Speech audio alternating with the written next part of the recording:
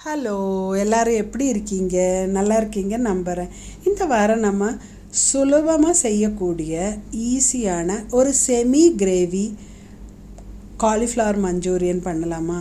ஈஸியாக சூப்பராக எப்படி பண்ணுறதுன்னு பார்க்கலாம். பாருங்கள், ஒரு பாத்திரம் அடுப்பில் வச்சு அதில் 1 லிட்டர் தண்ணி பக்கம் கொதி வந்துட்டுருக்குது. இப்போ இதில் கொஞ்சமாக உப்பு சேர்த்துக்கலாம். உப்பு நல்லா கரைஞ்சி வரும்போது கூடவே கொஞ்சமாக மஞ்சத்தூள், அதுக்கெல்லாம் அளவெல்லாம் வேண்டாங்க, கொஞ்சமாக போட்டால் போதும்.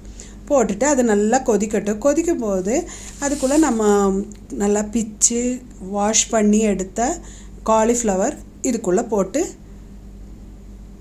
ஸ்டவ் போட்டுட்டு ஒரு கொதி வரும்போது ஸ்டவ் ஆஃப் பண்ணிடலாம்.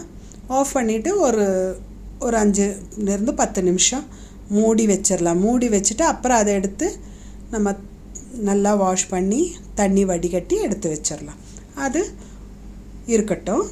நம்ம இது மிக்ஸ் பண்ணுறதுக்கு ஒரு மிக்சிங் பவுல் எடுத்து வச்சு அதில் ஒரு 1/4 கப்பு மைதா மாவு, 1/4 கப்பு கார்ன்ஃப்ளவர், கூடவே 1/2 டீஸ்பூன் மிளகுத்தூள், 1 டீஸ்பூன் காஷ்மீரி மிளகாத்தூள், அப்புறம் ஒரு 1/2 டீஸ்பூன் உப்பு போட்டுட்டு, கண்டிப்பாக காஷ்மீரி மிளகாத்தூள் போடுங்க. உங்களுக்கு காரம் அதிகமாக வேணும்னா கொஞ்சம் எக்ஸ்ட்ராவாக போட்டுக்கோங்க. நல்லா ஒரு விஸ்கார் ஸ்பூனாக வச்சு நல்லா மிக்ஸ் பண்ணி எடுத்துக்கோங்க. எல்லா பக்கம் நல்லா மிக்ஸ் ஆன பிறகு நம்ம வடிகட்டி எடுத்து வச்சுருக்கோம் இல்லையா, அந்த காலிஃப்ளவர் இதுக்குள்ளே போட்டுட்டு நல்லா குலுக்கி அந்த மாவு இந்த காலிஃப்ளவருக்கு உள்ளே போகிற மாதிரி நல்லா மிக்ஸ் பண்ணி எடுத்துக்கோங்க. மிக்ஸ் ஆன பிறகு நம்ம கொஞ்சமாக தண்ணி, அதாவது முதல்ல ஒரு டேபிள் ஸ்பூன் தண்ணி ஊற்றி மிக்ஸ் பண்ணி பார்க்கலாம். பாருங்கள், மிக்ஸ் பண்ணிவிட்டு அப்புறம் வேணும்னா திரும்ப ஒரு டேபிள் ஸ்பூன் அந்த மாதிரி பார்த்து ஊற்றிக்கோங்க. தண்ணி நிறையா ஊற்றி ரொம்ப மாவாக கரைச்சிடாதீங்க. இப்படி இருந்தால் தான் உங்களுக்கு நல்லா கிறிஸ்பியாக கிடைக்கும்.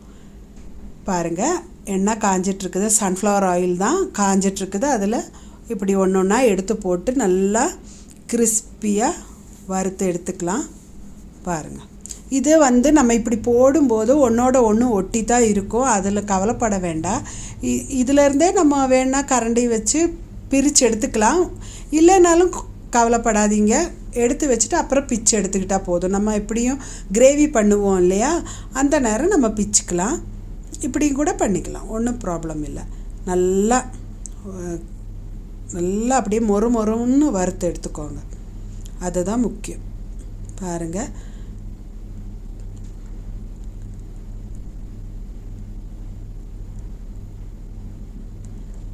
இதை எடுத்து வச்சுட்டு திரும்ப நம்ம மிச்சத்தை இதே மாதிரி ஃப்ரை பண்ணி எடுத்துக்கலாம். பாருங்கள், எல்லாம் வறுத்தாச்சுன்னா நம்ம இன்னொரு கடாயை அடுப்பில் வச்சுட்டு எண்ணெய் ஒரு 1.5 டேபிள் ஸ்பூன் எண்ணெய் விட்டுருக்கேன். அது சூடாகிட்டு இருக்கும்போது அதில் 1 டேபிள் ஸ்பூன் பூண்டு பொடியாக நறுக்கினது போட்டு நல்லா வதங்கி வரும்போது 1 டேபிள் ஸ்பூன் இஞ்சி அதுவும் பொடியாக நறுக்கி போட்டுடலாம். அதுவும் நல்லா வதங்கட்டும். அந்த நேரம் 2 பச்சை மிளகா அதுவும் குட்டி குட்டியாக கட் பண்ணி அதையும் போட்டுடலாம். இனி அதெல்லாம் வதங்கியாச்சுன்னா ஸ்ப்ரிங் ஆனியனோட அந்த ஒயிட் பார்ட் இருக்கு இல்லையா, அது நல்லா கட் பண்ணி அதுவும் கூடவே குடமிளகா ரெண்டுமே அரை கப்பு போட்டுட்டு ரொம்ப வதக்கிடாதீங்க. அதோட க்ரன்ச்சினஸ் போகக்கூடாது. நல்லா அப்படியே கடிக்கும்போது க்ரன்ச்சியாக இருக்கணும், அப்போ தான் நல்லாயிருக்கும். இனி 2 தடவை சும்மா தள்ளி விட்டுட்டு அப்படியே சில்லி சாஸ் 2 டேபிள் ஸ்பூன் போட்டுக்கலாம். டொமேட்டோ சாஸ் அதுவும் 2 டேபிள் ஸ்பூன் தான். அதுக்கப்புறம் டார்க் சோயா சாஸ் 1 டீஸ்பூன் தான் ஊற்றுறேன். நீங்கள் சாதா சோயா சாஸ்னால் 2 டீஸ்பூன் விட்டுக்கோங்க, அப்போ தான் உங்களுக்கு டேஸ்ட் நல்லாயிருக்கும். அதை நல்லா கிளறி விட்டுறலாம்.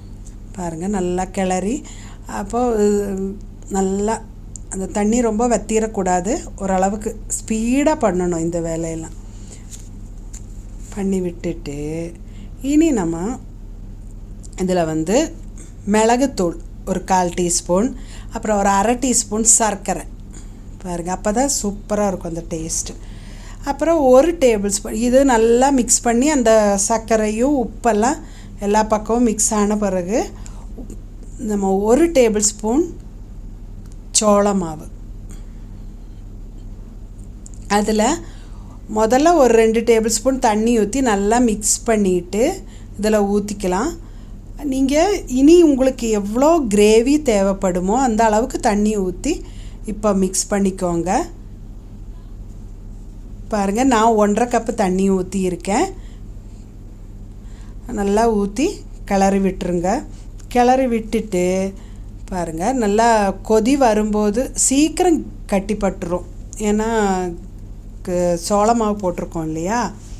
அது இதில் இனி உப்பு போட்டுக்கலாம். 1/2 டீஸ்பூன் உப்பு போட்டால் போதும். அப்போ தான் உங்களுக்கு, இல்லைன்னா சாஸில் எல்லாம் நல்லா உப்பு இருக்கும். அதனால் ஜாஸ்தி போட்டுறாதீங்க. இந்த நல்லா உப்பெல்லாம் கரைஞ்ச உடனே நம்ம ஃப்ரை பண்ணி வச்சுருக்கோம் இல்லையா அந்த காலிஃப்ளவர், அதுவும் இதுக்குள்ளே போட்டுட்டு மிக்ஸ் பண்ணிக்கலாம். மிக்ஸ் பண்ணிவிட்டு நம்ம அப்புறம் சேர்க்க போகிறது வெங்காயத்தோளோட பச்சை நிற பாகம் இருக்கு இல்லையா, அது கட் பண்ணி வச்சுருக்கோம்ல, அதையும் போட்டுக்கலாம். அதையும் போட்டுட்டு கூடவே உங்களுக்கு வேணும்னா மல்லித்தூள் மல்லி இலை சேர்த்துக்கலாம். நான் இன்றைக்கி மல்லி இலை சேர்க்கலை. மல்லி இலை சேர்த்தாலும் நல்லாயிருக்கும், சேர்க்கலைனாலும் நல்லா தான் இருக்குது. அதனால் நான் இப்படியே எடுத்து சர்விங் பவுலுக்கு மாற்றுறேன். பாருங்கள், சூப்பராக வந்திருக்கு. கண்டிப்பாக எல்லோரும் செஞ்சு சாப்பிட்டு பார்த்து எப்படி இருந்ததுன்னு கமெண்ட் பாக்ஸில் கமெண்ட் பண்ணுங்கள். அடுத்த வாரம் மீண்டும் சந்திக்கும் வரைக்கும் வணக்கம்.